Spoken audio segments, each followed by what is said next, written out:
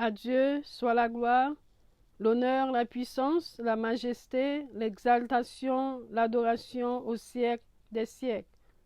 Épître aux Hébreux, chapitre 13. Persévérez dans l'amour fraternel.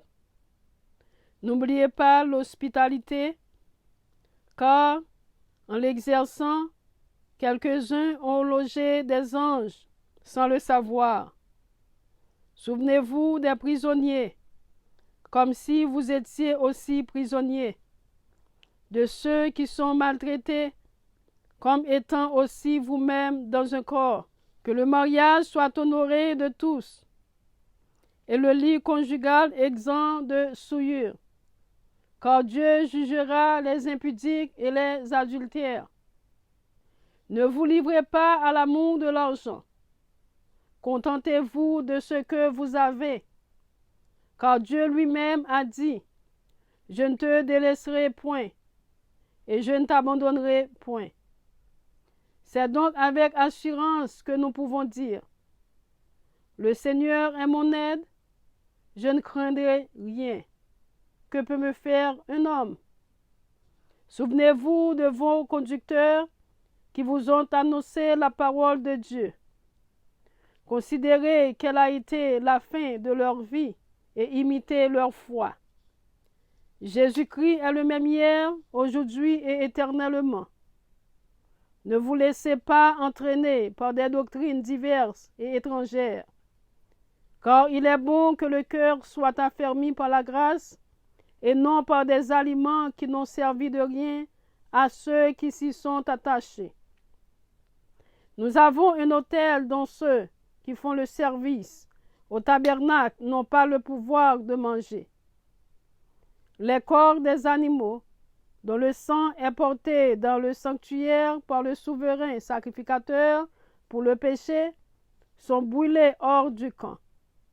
C'est pour cela que Jésus aussi, afin de sanctifier le peuple par son propre sang, a souffert hors de la porte. Sortons donc pour aller à lui, hors du camp, en portant son opprobre.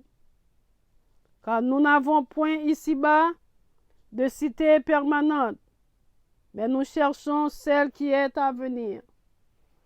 Par lui, offrons sans cesse à Dieu un sacrifice de louange, c'est-à-dire le fruit de lèvres qui confesse son nom.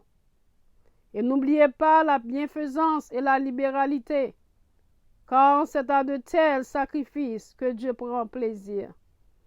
Obéissez à vos conducteurs et ayez pour eux de la déférence, car ils veillent sur vos âmes, comme devant en rendre compte. Qu'il en soit ainsi, afin qu'ils le fassent avec joie et non en gémissant, ce qui ne vous serait d'aucun avantage. Priez pour nous, car nous croyons avoir une bonne conscience, voulant en toutes choses nous bien conduire. C'est avec instance que je vous demande de le faire, afin que je vous sois rendu plus tôt. Que le Dieu de paix, qui a ramené d'entre les morts le grand pasteur des brebis, par le sang d'une alliance éternelle, notre Seigneur Jésus, vous rende capable de toute bonne œuvre pour l'accomplissement de sa volonté, et fasse en vous ce qui lui est agréable, par Jésus-Christ, auquel soit la gloire au siècle des siècles. Amen. Je vous prie, frères, de supporter ces paroles d'exhortation, car je vous ai écrit brièvement. Sachez que notre frère Timothée a été relâché.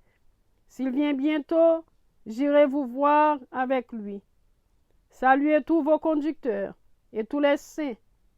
Ceux d'Italie vous saluent. Que la grâce soit avec vous tous. Amen. Que le Seigneur vous bénisse, que le Seigneur vous garde, que le Seigneur vous protège. C'était votre ami, ministre Maggie Pierre. God bless you all.